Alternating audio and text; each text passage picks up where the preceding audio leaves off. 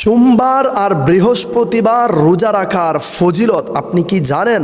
যদি না জেনে থাকেন তাহলে অবশ্যই আজকের ভিডিওটি ধৈর্য সহকারে দেখতে থাকুন। অনেক কিছুই জানতে পারবেন, শিখতে পারবেন ইনশাআল্লাহ। আসসালামু আলাইকুম ওয়া রাহমাতুল্লাহি ওয়া বারাকাতুহু। নাহমাদুহু ওয়া নুসাল্লি ওয়া নুসাল্লিমু আলা রাসূলিহিল কারীম।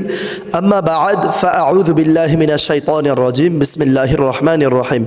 সুপ্রিয় দর্শক শ্রোতা মণ্ডলী, আজকে জানতে পারবো আমরা বৃহস্পতিবার এবং সোমবারে রোজা রাখার ফজিলত কি কি রয়েছে। বৃহস্পতিবার আর সোমবারে অনেক মা বোনেরা, অনেক বাবা ভাইয়েরা রোজা রাখেন, অনেক প্রবাসী বাবা ভাইয়েরাও রোজা রাখেন, আবার অনেক মা বোনেরাও বাসা বাড়িতে এই বৃহস্পতিবার এবং সোমবার দুদিন রোজা রাখেন। আপনাদের কিন্তু অনেক সুন্দর ফজিলত রয়েছে, আপনাদের কিন্তু অনেক সুন্দর সুসংবাদ রয়েছে ইনশাআল্লাহ। সুনানে আবু দাউদের 2428 নম্বর হাদিসে পাওয়া যায়, হযরতে আবু কাতাদা রাদিয়াল্লাহু তাআলা আনহু থেকে হাদিসে মুবারাকানা বর্ণিত, আল্লাহর রাসূল সাল্লাল্লাহু আলাইহি ওয়া আলিহি ওয়াসাল্লাম বৃহস্পতিবার এবং সোমবারে রোজা রাখতেন। সুবহানাল্লাহ। হযরত আবু কাতাদা আনসারী রাদিয়াল্লাহু তাআলা আনহু বলেন, ইয়া রাসূলুল্লাহ, এই দিনে আপনি কেন রোজা রাখেন?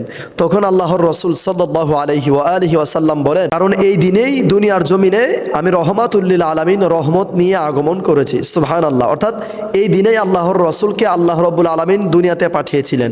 সৃষ্টি তো করেছেন আল্লাহ সবার আগে নবীজিকে, কিন্তু পাঠিয়েছেন সবার সকল নবীদের পরে। অর্থাৎ পবিত্র রবিউল আউয়াল মাসের 12ই রবিউল আউয়াল সুবহে সাদিকের সময় সোমবারে আল্লাহর রসুলকে দুনিয়ার জমিনে পাঠিয়েছেন। আর সেই সুবাদে শুকরিয়া তান আদায়ের লক্ষ্যে সোমবারে এবং বৃহস্পতিবারে আল্লাহর রসুল রোজা রাখেন।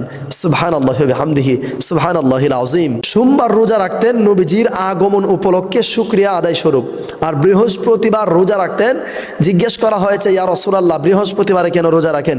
নবীজি বলেন, বৃহস্পতিবার এবং সোমবার দুই দিনেই আল্লাহ রাব্বুল আলামিনের দরবারে বান্দাদের আমল নামা পেশ করা হয়, আর আমি রহমাতুল লিল আলামিন চাই যেন আমার আমল নামাটা রোজা থাকা অবস্থায় আল্লাহর দরবারে পেশ করা হোক।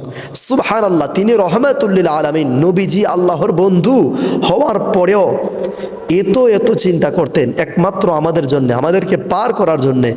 যেই উম্মত, যেই মা বোনেরা, যেই বাবা ভাইয়েরা নবীজির এই দুইটি সুন্নত বৃহস্পতিবার এবং সোমবারে রোজা রাখবে, এই সুন্নতটি পালন করবে, আল্লাহ রব্বুল আলামিন কিয়ামতের কঠিন ময়দানে তাদেরকে লক্ষ কোটি কোটি মানুষকে, যেই দিন কিয়ামতের কঠিন ময়দানে রৌদ্রের মধ্যে তামার জমিন থাকবে, সূর্যটা থাকবে মাথার অর্ধ হাত উপরে, এত কঠিন ময়দানে মানুষ প্রচুর কষ্ট পাবে, কোথাও ছায়া থাকবে না আল্লাহ পাকের আরশ ছাড়া।